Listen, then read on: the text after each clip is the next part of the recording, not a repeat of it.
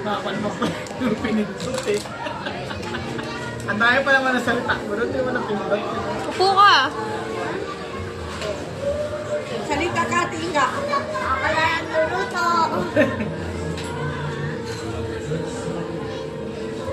Yan, nag-isip ko. Pinipindot pa niya paano maging masarap yung luto ng kanyang Mag-inasal. ibihaw. Mag-inisal lang. Mag-inasal daw. Kaluloko. Babalik ka rin na naman niya. Masarap talaga pag naman may pindot-pindot pa. Wow! Mayroon pa, ano ba yan? Masarap pa yan. Vlog! Vlog! Nalaglag yung vlog. Pinatay na naman ni Ate Kimberly. Kamusta?